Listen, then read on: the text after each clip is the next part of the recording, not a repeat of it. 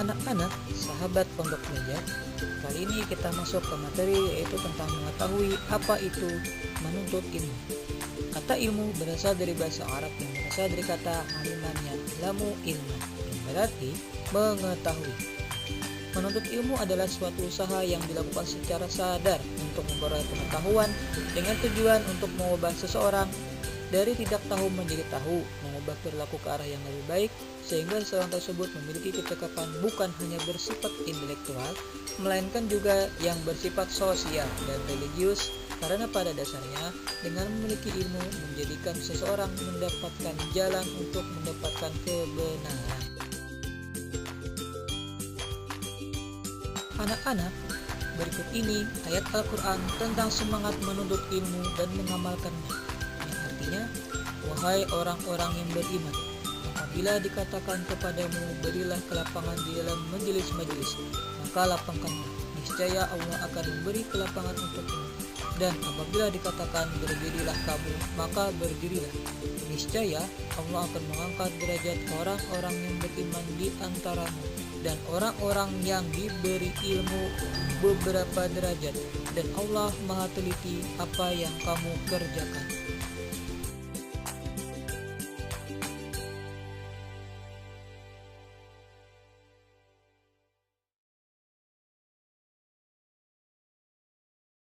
Anak-anak, selanjutnya kita memasuki tentang klasifikasi ilmu dilihat dari hukum mempelajarinya. Ternyata ilmu itu, dalam mempelajari ilmu itu terbagi menjadi dua.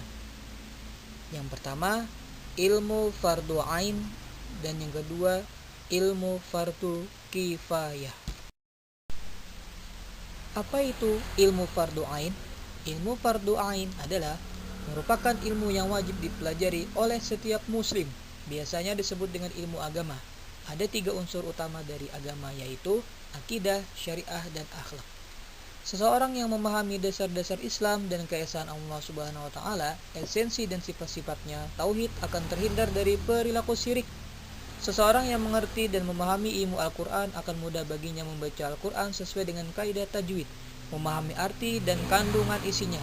Demikian pula seseorang yang mengenal Nabi Muhammad SAW, sunnah dan kehidupannya akan menjadikan Rasulullah SAW sebagai suri tauladan dalam kehidupannya.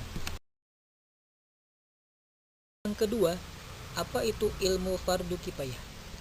Ilmu fardu kifayah adalah ilmu yang apabila sudah ada dari sebagian muslim mempelajarinya, maka sudah gugur kewajiban muslim lainnya.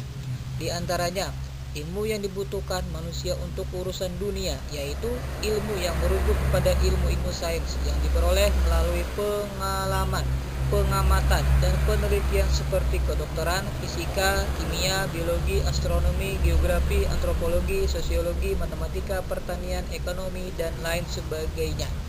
Dari sudut pandang manusia, 2 jenis ilmu tersebut, baik yang fardu ain maupun fardu kifayah, harus diperoleh melalui perbuatan secara sadar, karena tidak ada ilmu yang bermanfaat tanpa amal yang lahir dari ilmu tersebut. Tidak ada amal yang bermakna tanpa ilmu. Selanjutnya, keutamaan dan menuntut ilmu. 1. Menjadikan manusia memiliki keunggulan dari makhluk lainnya. Manusia oleh Allah Subhanahu wa taala diberi tugas untuk menjadi khalifah di muka bumi. Dengan ilmu yang dimiliki, manusia unggul dibandingkan dengan makhluk-makhluk lain, sehingga manusia mampu menjalankan kekhalifahannya dengan baik dan benar. Yang kedua, mengangkat derajat seorang manusia.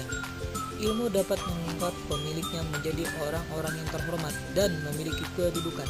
Semua itu dapat disaksikan dalam kehidupan sehari-hari, bagaimana kehidupan seseorang yang memiliki ilmu akan berbeda dengan orang yang tidak memiliki ilmu. Yang ketiga, warisan para nabi. Para nabi merupakan orang-orang yang mulia yang dipilih oleh Allah Subhanahu wa taala dengan ilmu yang dimilikinya. Mereka mengajarkan kebenaran kepada manusia. Oleh karena itu, orang yang menuntut ilmu dalam rangka mendekatkan diri kepada Allah Subhanahu wa taala tepatlah dikatakan sebagai para pewaris, yaitu para ulama. Yang keempat, ilmu adalah imamnya amal. Sesungguhnya ilmu adalah imamnya amal karena setiap amal perbuatan yang dilakukan oleh seseorang harus berpedoman kepada ilmu. Hal itu berarti bahwa setiap orang yang melakukan aktivitas dalam keseharian apapun bentuknya harus mengetahui ilmunya terlebih dahulu agar terhindar dari kesalahan dan nilai ibadahnya kepada Allah Subhanahu wa taala tidak tertolak. Etika dalam menuntut ilmu. 1. Meluruskan niat. Adapun niat yang harus dimiliki para penuntut ilmu adalah dalam rangka melaksanakan perintah Allah Subhanahu wa taala dan Rasulullah Shallallahu alaihi wasallam untuk menghilangkan kebodohan pada diri sendiri dan kebodohan orang lain, mempersiapkan diri untuk masa depan yang lebih cerah dan terarah, menjadikan bekal untuk kehidupan di akhirat agar dapat selamat dan mendapat husnul khotimah.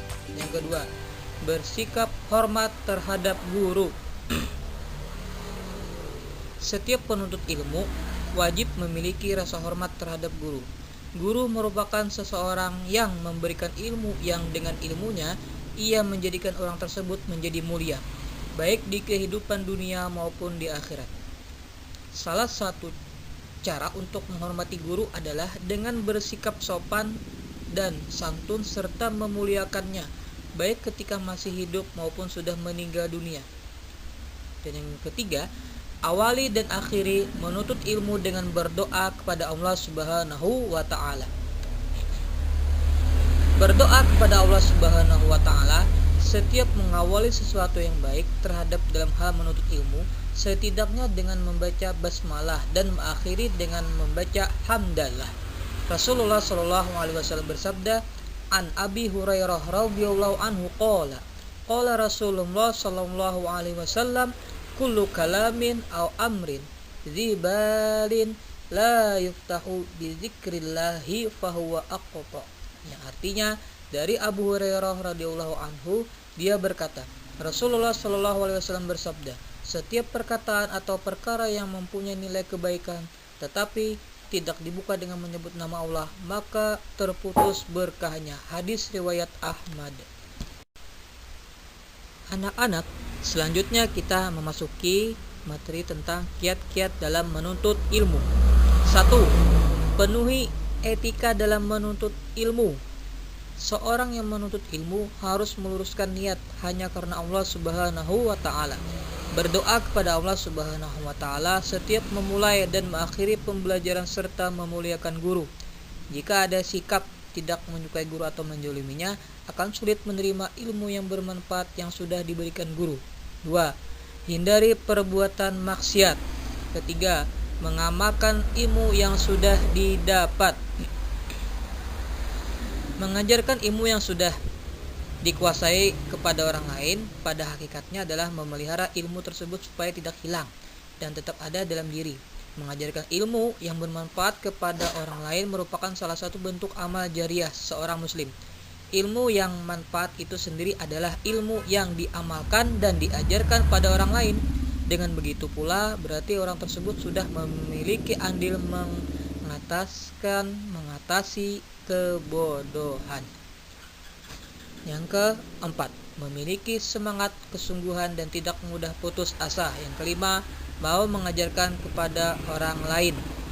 Yang keenam, pelajari biografi orang-orang yang ternama dalam menuntut ilmu.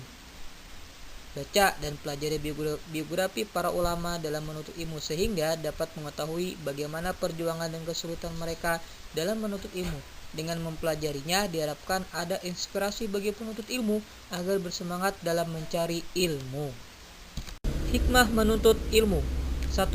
Menjadikan orang yang takut hanya kepada Allah Subhanahu wa taala. Yang kedua, memudahkan jalannya menuju surga, mendapat ridho malaikat, mendapat permintaan ampun dari seluruh makhluk bumi dan menjadi pewaris para nabi. Yang ketiga, pahala ilmu yang diajarkan akan tetap mengalir walaupun pemiliknya telah wafat.